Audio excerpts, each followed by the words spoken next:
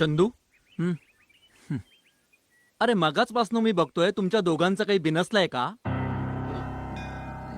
नाही असं काहीच नाहीये. हो ना? नाही. कसं आहे ना बेटा, लग्न म्हणजे आत्म्याचं मिलन, प्रेमाच्या गाठी. मुलगी प्रेमाची माणसं, लाडाचं घर अंगण सोडून नवऱ्याच्या घरी येते, म्हणजे तिचा नवा जन्मच नाही का होत?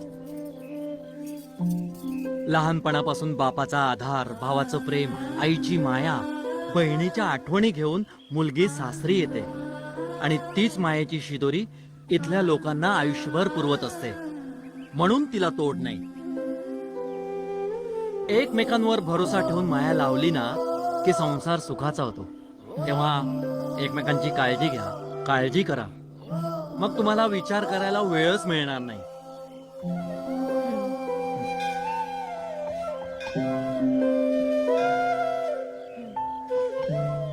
नमस्कार करते. अष्टपुत्र सौभाग्यवती भव. सावकाश.